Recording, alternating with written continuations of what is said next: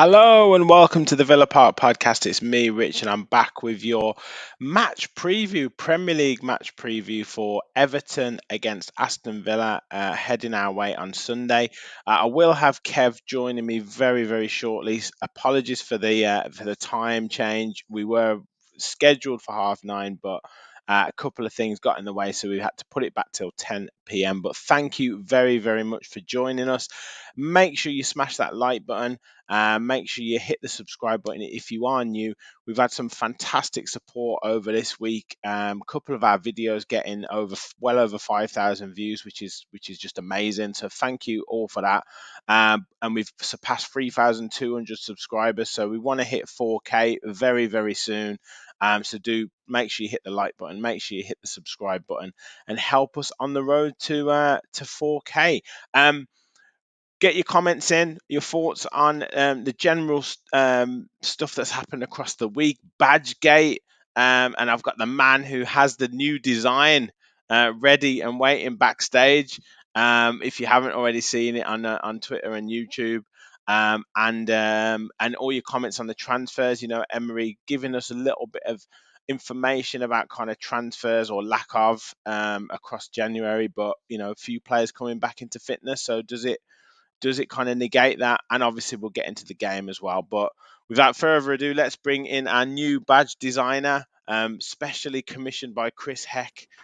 Kev, how are you doing, mate? I mean, what a week. What a week, called up by Chris Heck to design the badge, and what a design it was. Hello, badge fans. How are we all doing? Yeah, it's been unbelievable, mate. Really, I can't say too much, like how much I'm just overwhelmed by all the support. Really, I never thought I'd have a career in designing badges, and here it is. It's 36,000 likes on Twitter. Sorry, it's 36,000 views, like 400 odd likes. It seems like everyone's taking it to their heart. So yeah, no, mate. I'm just trying to get it so I can share it with the viewers. Just bear with me 1 second, and I will get it on to share with the viewers. But yeah, I mean, yeah, what a response! What a response you've had. Well, to be honest with you, mate, I was just kind of inspired by the fact that everyone's just talking about badges, and I'll be honest with you, I get the tradition and the history of it, but it hadn't even been released yet. Everyone's losing their mind, and I'm just like, and I just thought, how quickly can I do a badge? Just see how bad I can make it and see what everyone thinks. I even got people saying that's not how you spell Villa. Like, come on, give me some credit. I can spell Villa. Yeah.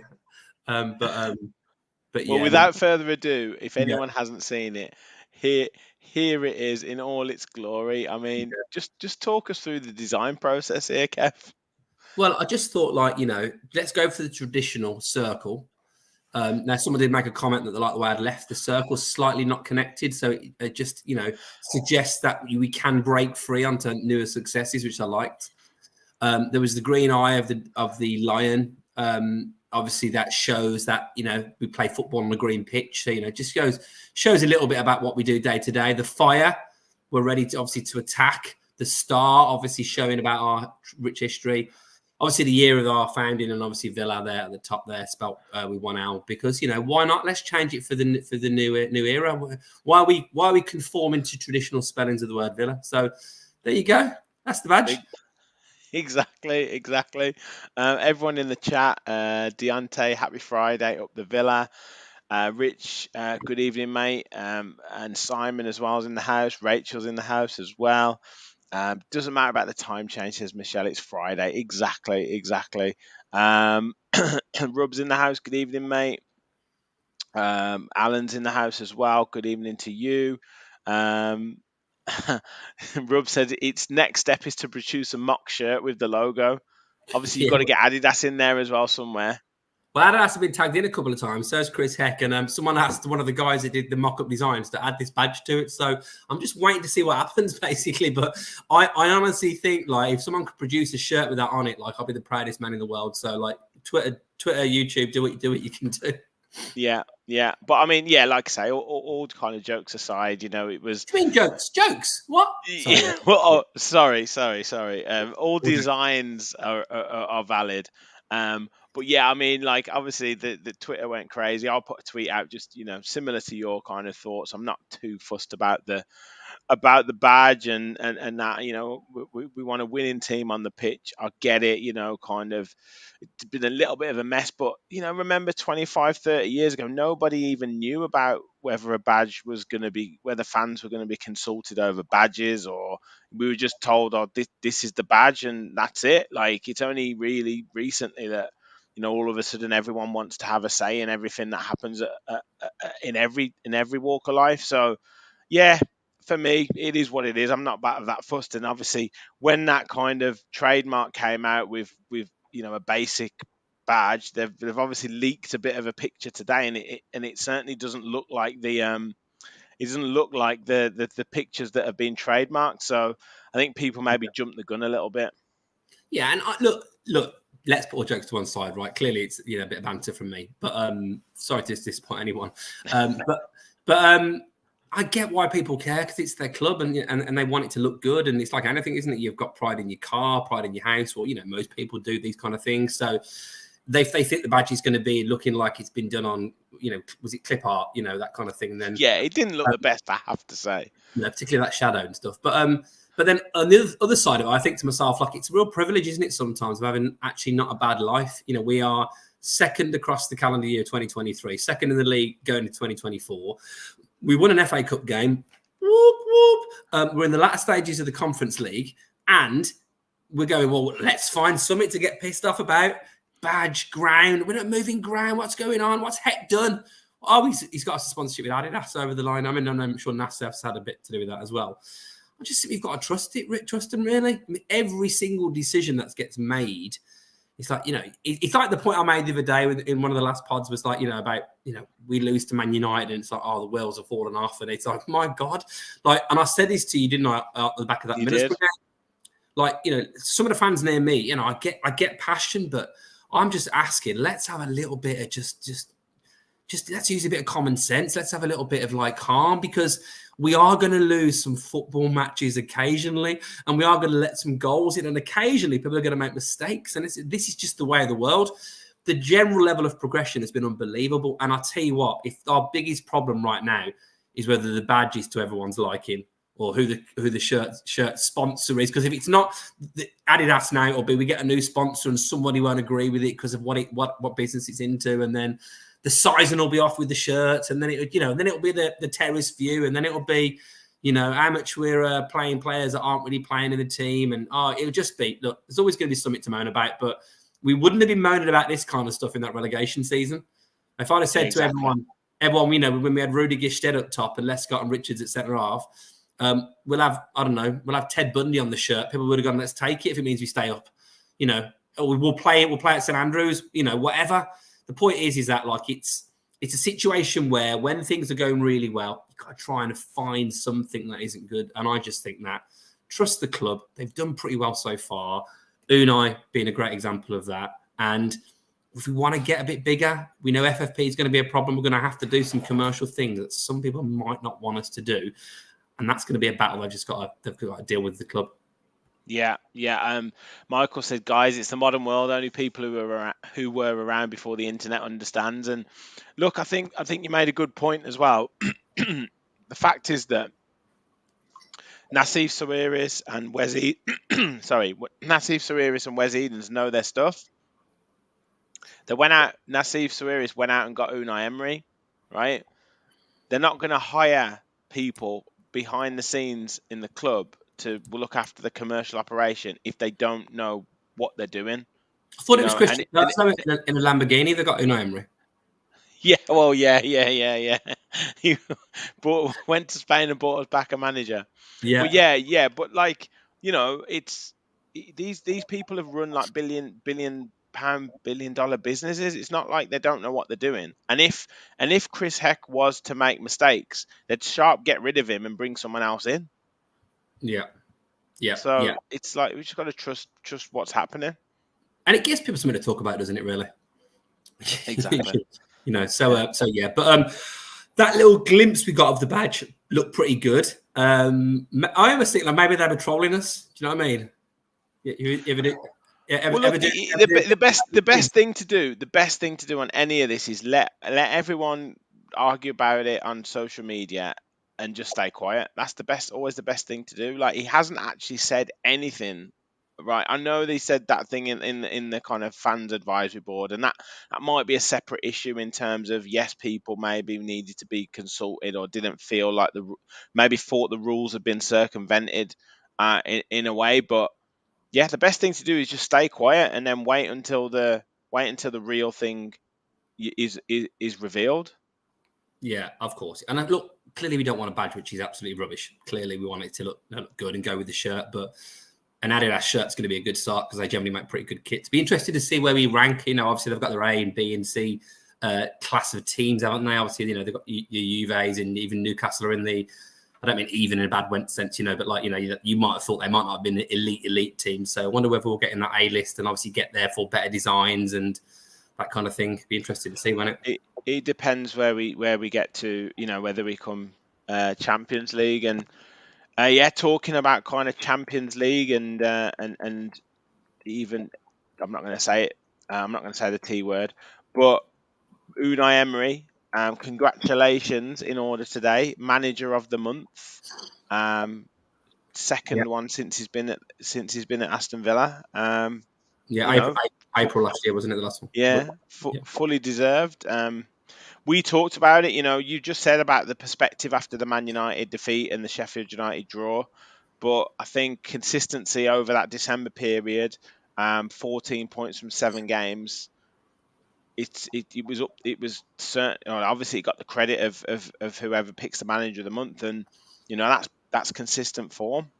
Yeah, absolutely. And if you think about it, we had that that poor run of 2 games of only getting 1 point, on the back of beating City and Arsenal. And I wonder if actually if we'd have lost to City and drawn with Arsenal and then beat Man United and beat Sheffield United, whether i.e. same points tally, whether we still would have got it.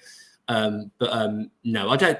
Look, there's been other months where I feel like he's done better than he did in last month, and he hasn't got it. So I'd be interested to see what the points per game was for that compared to other months. But bit of credit finally. Obviously, there was a lot of talk. This is where I think a lot of the other talk goes, obviously, in terms of who should be in team of the season. And some are like, don't worry about it, under the radar, which I do like. And then I have a little bite on Twitter tagging people in going, you off your head? Like, no Villa players in this list. And then obviously, I think Shearer did one with Louise Watkins, and obviously Emery as manager. So finally getting a nod. But I do genuinely think sometimes that people are just must have a little bit of like glaucoma or something, because how can you be second in the league and not get the credit? But if it means we're going under the radar, somehow still being second in the league, I think we'll be going under the radar when we've won back-to-back Champions Leagues. It'll be like team of the season, and I want to be in it. De Bruyne will be playing like 3rd division Belgian football at the point, and he'll be still be in the team of the season because he's been injured for half his season, and he's in that one that was done recently, wasn't he? The top 20 players. So, yeah, De Bruyne will be in there. I mean, probably Cole Palmer again, because he's playing for Chelsea, and he's playing so well. He did really well against Middlesbrough the other night. Obviously, he'll get in. But yeah, I mean, I'm being a bit harsh on Palmer. He's a good player, but like for me, I mean, he didn't deserve it for me. But anyway, that's by the by. Anyway, I brought up manager of the month because we have Everton on Sunday. The curse of manager of the month. You got it in one, mate. You got it in one. Goodison Park, tough atmosphere. Everton needing a win. Could that curse of the manager of the month hit Unai Emery and Aston Villa on Sunday? Well, listen, mid-afternoon, Sunday, Merseyside, bit chilly. Easy. Sorry. I went on one there, raucous crowd. Look, we've got a good record against Everton recently. We really have. And I do think it's a slightly different proposition of an Everton. Now, Dyche has, had a bit of time there. Although they had that fantastic run and then they've dropped off a little bit. Missing McNeil, which will be obviously...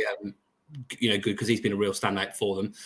Calvert-Lewin he's had his red card rescinded, so he'll be playing. But this is the kind of game whisper it, not too loud. But if you've got designs on winning being in the Champions League, getting the qualifying for the Champions League, then I think you've got to be beating Everton away.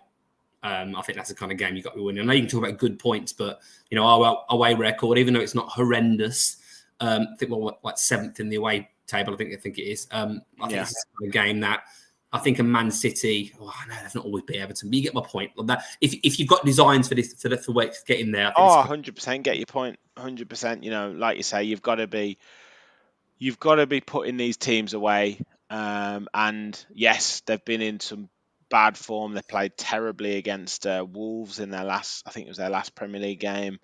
They obviously went out in the Carabao Cup to Fulham. Are they still in the FA Cup, or did they go out? I don't know. Who did they play? I can't remember.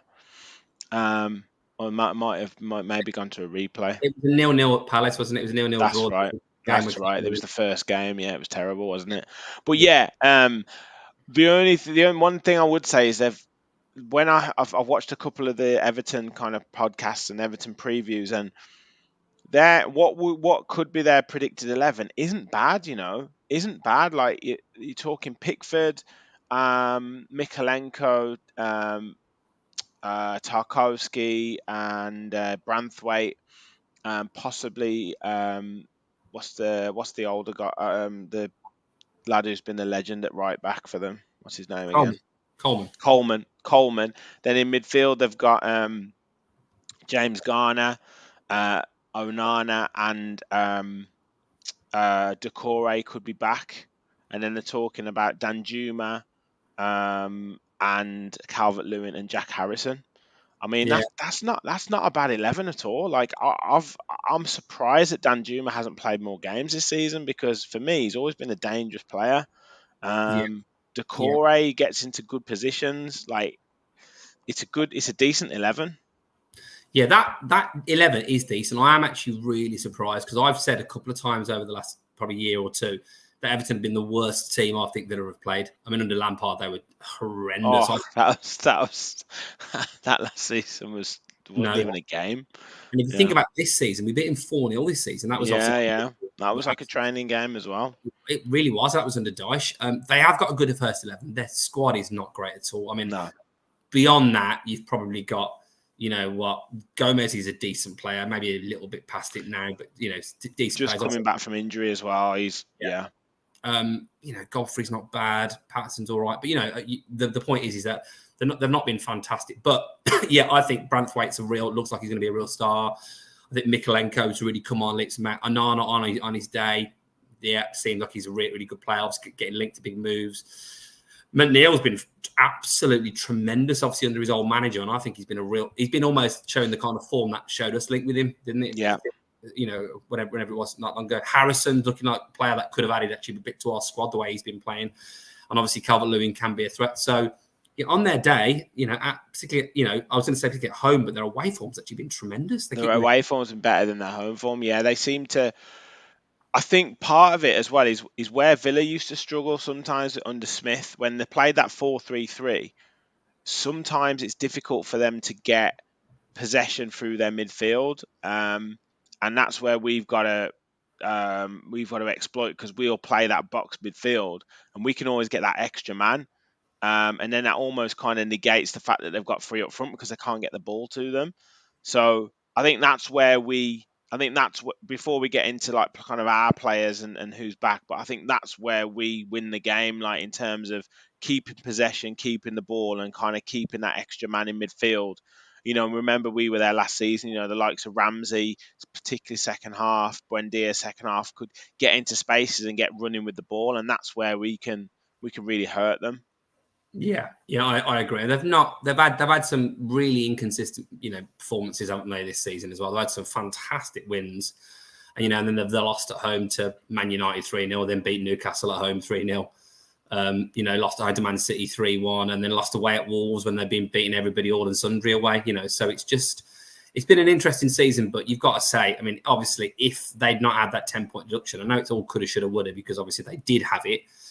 but they'd be, 26 points? So they'd be comfortably, 12th, which I think for where they were last season and a lot of people's predictions, Everton being in mid-table. And look, they've lost the last 3 games, so you have to count the results. But, they would only have been literally 1 win off 10th, and that is Yeah. unbelievable. Well, Really. as we say, they're 11. Probably, I know they've got a couple of injuries, so you're probably looking at like 13 of their players are probably good enough for that position where they are. It's the fact that they've got the 10-point deduction, but the 10-point deduction does catch up with you. You only have to lose a couple of games, and you're right back in trouble. And that's exactly where they are. They're banging trouble.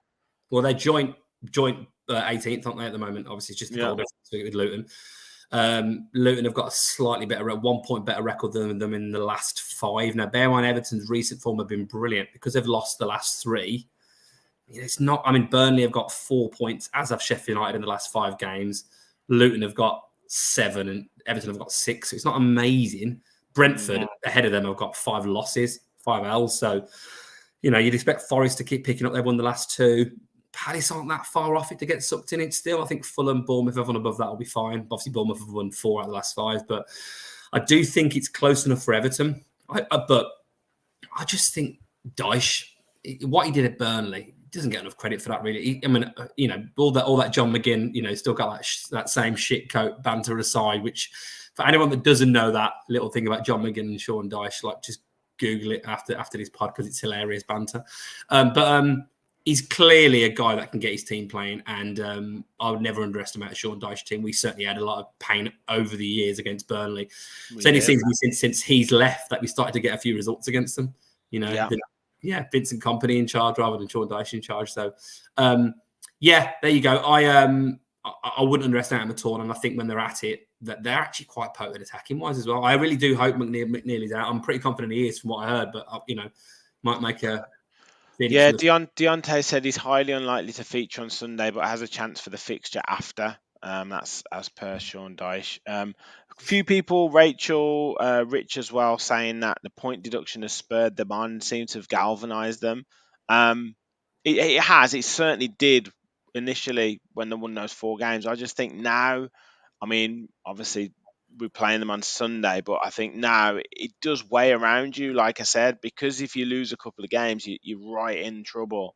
It does weigh on you a little bit more when the pressure is on. So it's it really is, mate. Yeah. I'm going to say they've got the replay against Palace in the Cup. They could easily lose that FA Cup game, straight after obviously a Premier League game on the Sunday. They've got a Wednesday night replay just after that.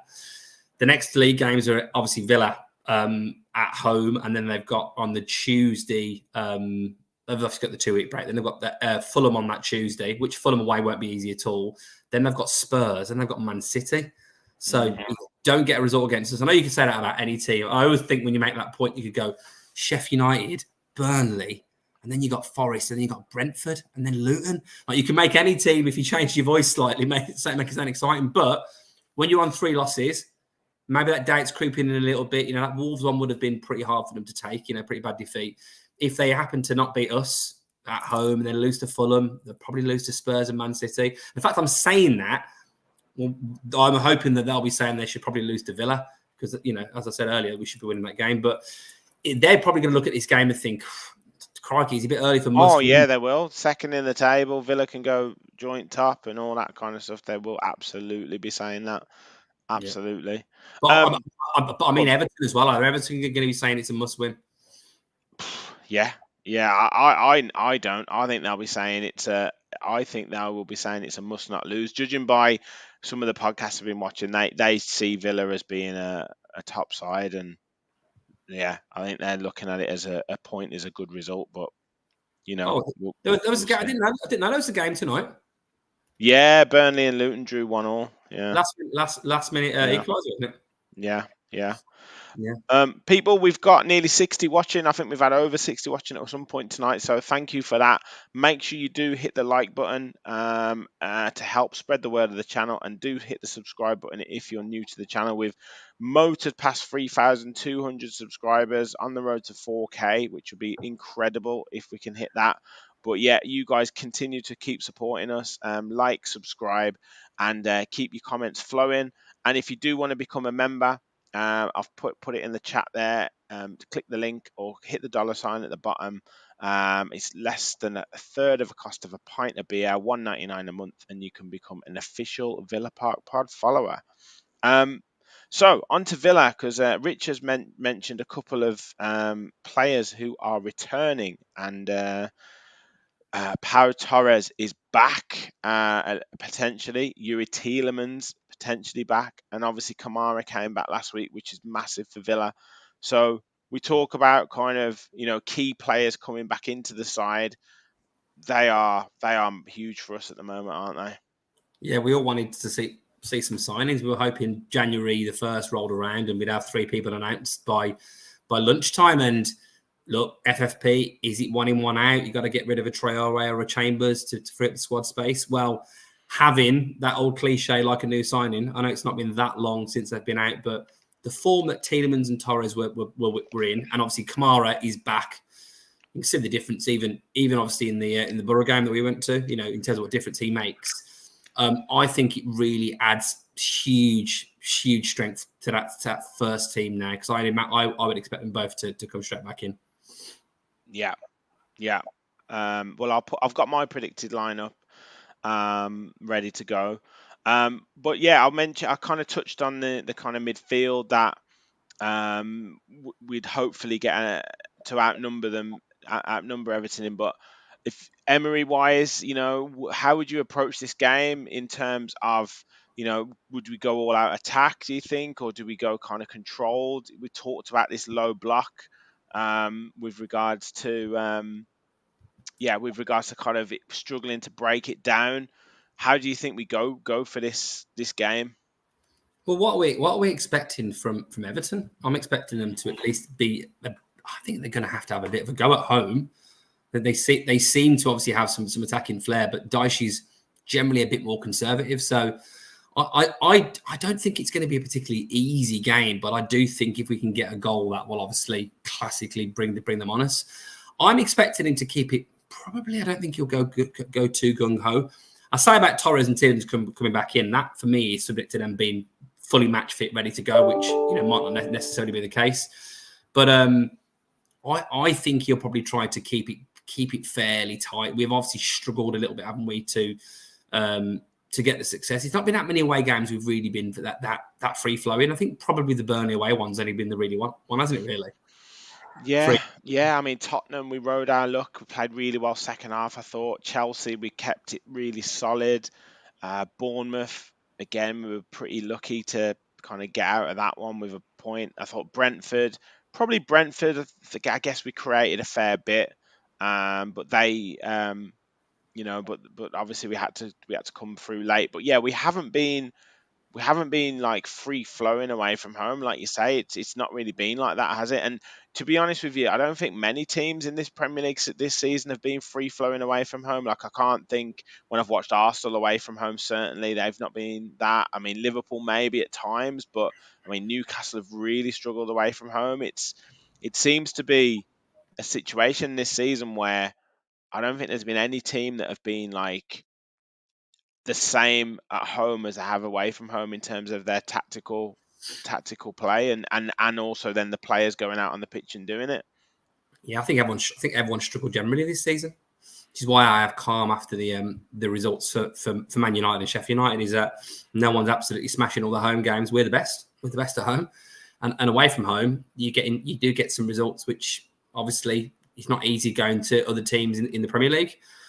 So I don't know. I kind of feel like because we've got a bit of a break, that I'm just hoping he can get the team up for it to put in. I think great to put in a really good performance. The one thing you could say of late, since that Man City performance, really is it's all been a bit difficult since then. Now I know the Premier League is about battling and getting the performances, and I'm pretty sure Arsenal would have loved to have had a difficult win over Fulham or West Ham 1-0, riding their luck, rather than saying, we played really well as Arteta does and not getting the points. So that's a sign of a good team. Always, isn't it, getting points when you're not playing well, but you'd like it to be a bit more convincing. And I just think, a game where, we win by a couple of goals and we're in control of it would be good to see. Like we did, like when we go back to the Everton game or the West Ham or Brighton. I know they were home games, but that kind of level of performance, I think, would be really, really welcome on Sunday. Yeah, definitely. Rich said we really missed Kamara when he was out big time. I didn't realise he did so much to the team. Absolutely. Deco said he thinks Pau getting back in the team will help with these low blocks. Michael said control the ball, but we must take our chances. Alan says, I heard this. Just watch how Everton can break, how fast Everton can break. They're the second fastest in the league on fast breaks. Yeah, they might be, but they don't. They're not particularly great at finishing. I say that before the game. But yeah, I mean, before we get into kind of predicted lineups as well, just on the rest factor, you know, just I know Everton have had the same situation. I know a number of clubs will have the same situation, but just the fact that Douglas Luiz has had a bit more time to rest and recuperate. Ollie Watkins, one or two others have kind of not had that intensity of game. And a full week of training or 2 or 3 days off, would certainly have helped the players come back just that little bit fresher, and then they can go off if after they win this game and another 2 week break, and kind of go off with on a high. It's got to be a good incentive, hasn't it, for them? Yeah, it really is. I'm really expecting a good performance, because you get a bad result at Everton, bad performance particularly as well. You're thinking about that for the next 2 weeks. You're going away, friends and family. I thought Villa were doing well. You've dropped off a bit, haven't you, mate? And all of a sudden it's in your head, and even though I'll be keeping them positive, but I just think if we can get that win, get ourselves to joint top of the Premier League, absolute dreamland. And then it really does set you up. Lads, go and have a couple of weeks in Marbella or Mykonos or wherever you're off to, Dubai, and get a bit of sun on that skin, rest it, and then get back for the treble. Obviously, that we're going for. Exactly. Guys, get your predicted lineups in the chat as well. We're gonna go through them and see what you guys think. I've got mine. Just bear with me. And I was a little bit in and ahhing over the Cash Konsa right back. Does Carlos come in? I've plumped for Cash just on the basis that he scored on the weekend, and I think out of probably all the players, I thought he had a pretty decent game. And then we've got Konsa Torres, hopefully back in there at centre back. Alex Moreno, left back. Kamara and Louise back in there. I've gone McGinn. I've gone Ramsey. I thought he was a little bit more back to his old self last week. And then Leon Bailey and Ollie Watkins. And then obviously you've got a strong bench with Zaniolo, Diaby, except Tielemans, hopefully as well. I mean, any thoughts on that lineup, Kev? I like it, to be honest. I mean, I think I could easily have picked that myself.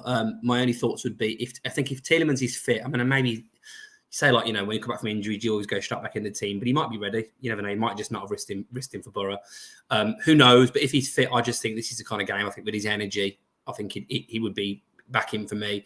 I think there's an argument also for Zaniolo. It's good at the moment because you've got a situation where you see a team out and you think, well, is there an argument for a Diaby or a Zaniolo to come in for a Bailey or a Ramsey?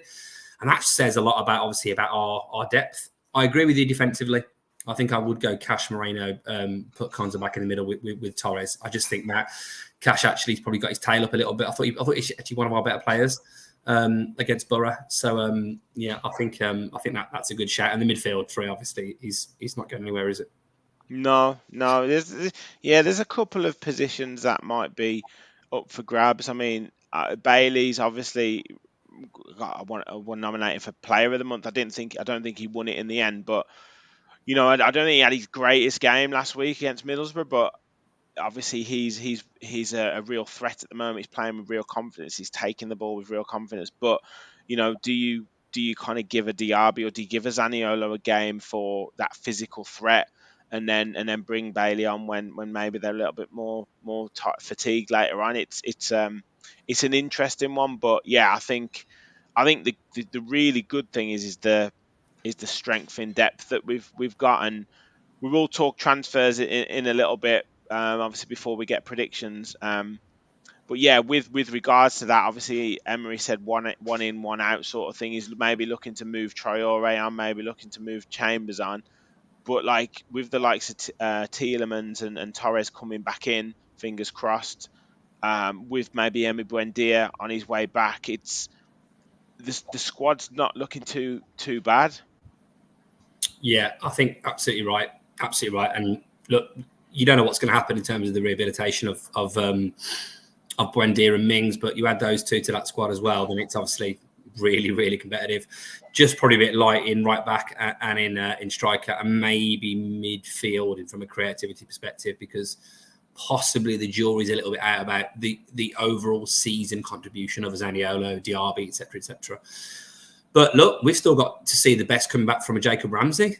Jacob Ramsey could be the star boy that he's been for the back end of the season, and once he gets his fitness back, and obviously, we've said a lot, haven't we? He's been the closest thing we've got to Grealish. He's a local boy, he's a Villa lad. I'm expecting big things from him.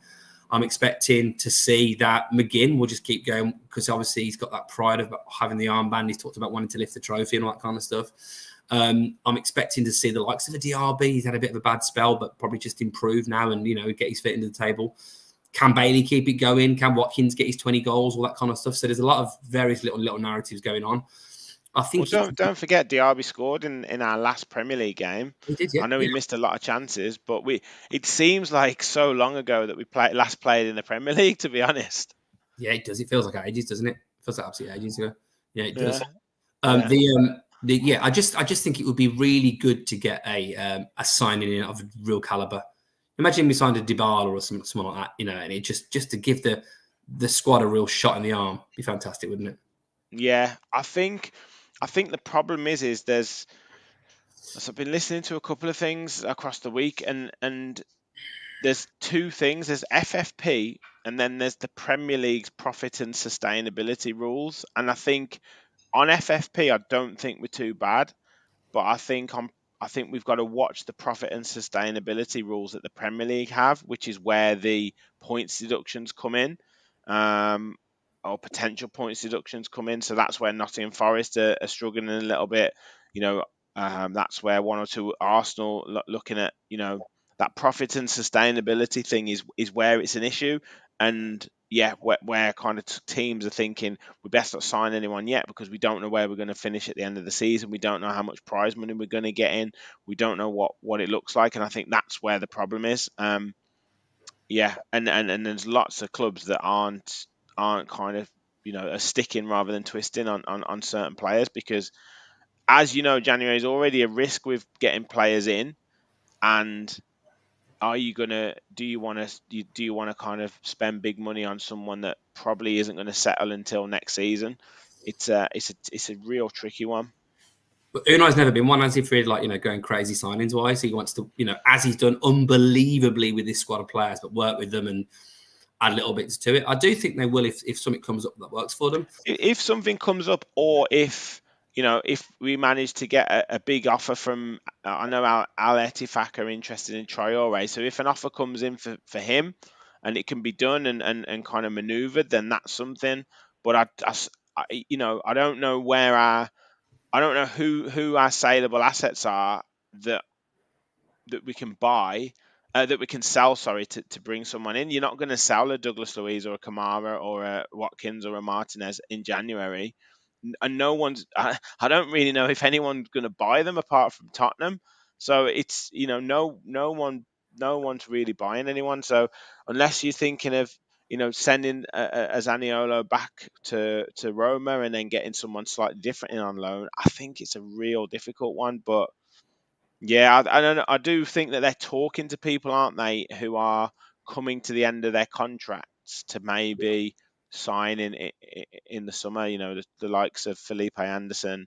So I think there's going to be I know a couple of like Tesco edits is saying get Jonathan Rowe. I think there'll be um, a mix in pre-season. I think there'll be a mix of us getting a couple of highly rated youngsters and then getting one or two kind of more experienced players on freeze or on cheaper deals. Obviously Zaha has been linked as well. Felipe Anderson, like I say, I mean, I'm not sure on your thoughts, Kev. I'd take Zaha in a heartbeat, mate. I think he's just turned 31. He's been a menace in the Premier League for years. He's spent 6 months in Turkey, but I don't care about all that whole bit of a pantomime villain at Villa Park. He's someone that's proven, got a bit of X factor. Got an eye for goal. He does annoy people, certainly. I think he'd like if he was on your team, but I think you've got, what would you want ideally? Someone who's got proven Premier League experience that can add a bit of value in attacking positions. He's got pace, trickery, that kind of stuff. Well, he's got all of that, and he's still absolutely young enough to make a serious difference.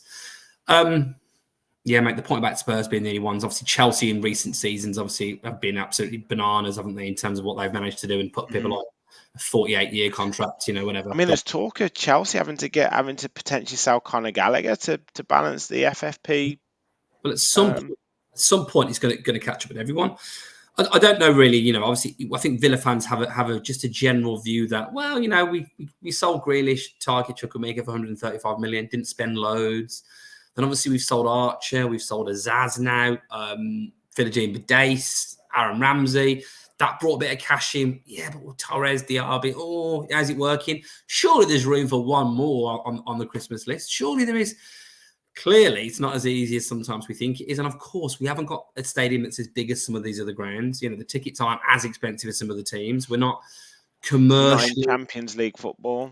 Champions not League. Even in Europa League football. So haven't got the best, in terms of deals with like a Castore and obviously a shirt sponsor. So all these different things, all these things make a difference, don't they, commercially, to obviously what you can do. So I just, you know what? I wouldn't be surprised if we signed no one, but I'll be really disappointed. And I do think that, say we get to the end of the season, honestly, if we finish second, we don't sign anybody, I'll be like, we could have won the league. If we finish fifth,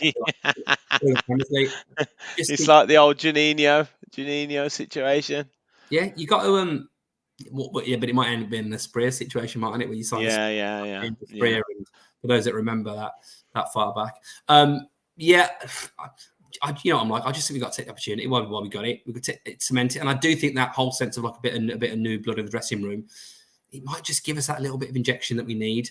So you never know. You never know. I think a lot of people have said there could be a lot done last couple of days of the window, and we shall see. I think maybe the focus has been on getting the FA Cup done, getting this game done, then 2-week break, and maybe a couple of things get done, but we'll have to wait and see. Let's have a look at the let's get back to Sunday's game. Let's have a look at the record, recent records for both teams in terms of the stats. One of the most played games, isn't it, in the Premier League? 57 times we've played Everton. We've got 25 total wins. 9 of them have been away from home, 16 at home, and Everton have won 9 at home. It's been 19 draws. But of recent times, we've had the better over Everton in the Premier League. Obviously, they did beat us in the Carabao Cup this season, but I mean, you look at that: 4-0, 2-0, 2-1, 1-0, 3-0. Some good wins there, and then recent form, as we've talked about, they've lost the last 3 on the bounce in the Premier League. Villa getting back to winning ways against Burnley, so 3 wins from the last 5. Everton 2 wins from the last 5. They're currently in 17th position. Won 8 games this season, only drawn 2 and lost 10. It's a bit of a surprise for a Dice team there. Not many draws. Only averaging 1.2 goals per game. Don't concede too many though. Have quite a few clean sheets. They've created quite a few chances. We did say that, and maybe finishing has been an issue for them. But I mean, Villa are outperforming them in a number of areas. It really is, mate. I mean, their top scorer this season is who? Is Decore there? It's Decore. Yeah. No, I think Calvert-Lewin's got maybe 2 or 3. I don't think he's scored in a while. In all comps, Decore's got 6, Calvert-Lewin's got 4, Beto's got 3, and then they've got a number on people on 2. When you look at Villa with Watkins on 14, Bailey on 9, Louise and McGinn on 7, Diaby on 5, Cash and Duran on 4, it's just night and day. I know we've had a couple of European games ahead of them, but they've had a couple of Carabao Cup games ahead of us. And we've obviously played a few more games with obviously the group stages, but they're a decent side, but they don't score that many goals. And that's obviously going to be a bit of a problem to get consistent amount of wins. And I do think also, I don't want to get carried away myself here, but that run they went on that way, those away wins were really surprising to a lot of people. I know they actually played pretty well in quite a few of them, but you wouldn't have been surprised if that drops off a little bit towards the end of the season. And the home form is actually traditionally where they've been really good. Yeah. Where they seem to get points, didn't they? Even the Lampard, they seem to turn around with the home form. So, that maybe is a little bit of an opportunity for us. Yeah, and us Villa outperforming them in the goals and assists, as you said there, Kev. But Everton, as we know, particularly Everton and with Sean Dyche type sides, big in the tackles areas. So yeah, Mikalenko 52 tackles, James Garner 49 tackles, Onana 41 tackles. They will be combative. They will put themselves about, but we've just got to match the battle first. I think if we can match them for that kind of effort and endeavour, I think our quality should shine through. Yeah, it's on Sky at 2:00 Sunday. Yeah. I always think when you see their stats there, I think Everton Villa is the most played fixture in football, isn't it? Obviously in top flight football, and yet it only started in 1992 August apparently. So, yeah. Brilliant. Guys, get your predictions in, score predictions in. I'm going to trouble Kev for his score prediction. I'm going to ask for likes one more time. So we're over 3,200 subscribers, which is just incredible. Thank you for all your support. And do you know what? I hope we get transfers or link with players, because the transfer talk videos do really, really, really well. Like I say, the last few have had over 5,000 views on them. I'm hoping to get Tom Colomosi, a friend of the channel, on as well to talk about Villa's kind of transfer activity or lack of, and what their plans are. So please do look out for that video. But yeah, like, subscribe, and get your score predictions in. So who have we got so far? This isn't you, is it? Sal Bailey to Man United. It was not anymore. yeah, I know it was the dog and duck last time when you were mentioning it, Kev. Not anymore. Yeah. Rich said big physical side. We will have to go toe to toe and control the game in midfield. Absolutely. Alan says 2-1 Villa. Deontay says Everton 1, Aston Villa 2. Gaza said as long as it's none of our spine, the likes of Watkins, Louise. Oh, he talked about selling. Yeah, I agree, mate. I agree. We don't want to get rid of those. I want to build a team around them. Michael says 2-1 Villa. Deco says 4-2 the Villa. Ollie Brace, Ramsey and Bailey. Simon says 2-1 Villa. Gaza says 2-0 Villa, Watkins and Diaby. Rich says 2-1 Villa away win, Watkins and the Louise penalty. So Kev, what are you saying? Score and scorers. I'll just pick a couple of balls out of the hat here, mate, because it could be anything. I don't know. We've not been that convincing away from home for me to say a 3 or a 4. So I think I'm probably going to say 2-1 to Aston Villa. I do feel like we've been a bit leaky this season, haven't we? So I can see us conceding.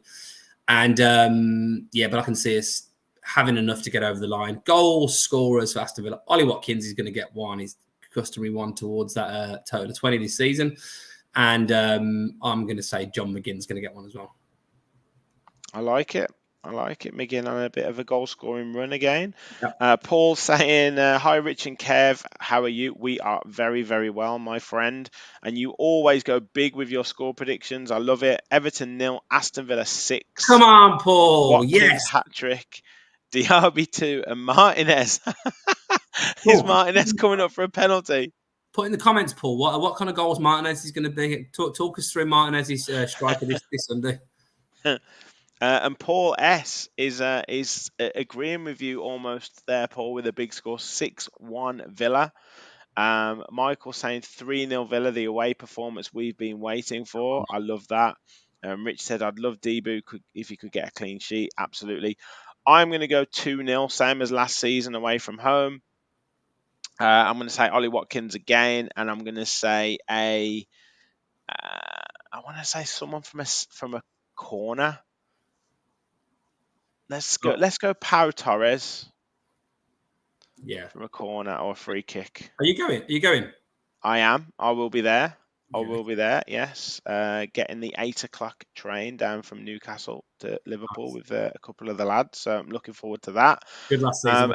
good away day. It That was great. It's a great away day, to be fair. I think we get down there for about 11, so couple of beers and then head to the ground. But if anybody wants to come and say hello, if they're going, please say hello. It was great seeing people last week, wasn't it, Kev, who watch and support the yeah, podcast, really good. and support the channel. It was brilliant. So yeah, come over and say hello, and it's really good to really great to see people. Who watch the show. Paul says, really, 4-0 Villa. Look, hey, you got to be realistic, Paul. You got to be realistic. Watkins, hat trick, and Diaby. I like it. I like it. But yeah, I think that's us. I think that's us, Kev. It's been an interesting week at Villa, as they always are, even though we haven't really had a match. But yeah, got through to the fourth round of the FA Cup, a Friday night game against Chelsea. Manager of the month, badge gate. Let's have another little look at the badge. I mean, look at that. Love it. Look at that piece of art. Look at that, amazing. Did you see the alligator one as well? I did. I did. I didn't. I haven't been able to upload that, but yeah, we did see that. Thought you were milking it a bit, if I'm honest, mate. There's a lot. There's a That's lot of like the reserve one. Yeah, yeah. But yeah, as I say, interesting week. And they're never a dull moment. But stay tuned for the channel. We'll have instant match reaction, or well, as instant as I can get it. When I'm at the game, Talking Tactics will be back as it's a Premier League. Fans Forum will be back next week. So loads of shows to keep you occupied. As Rich says, smash that like button. Thank you all for watching, and as always, remember, we all follow the Villa. Thanks, everyone.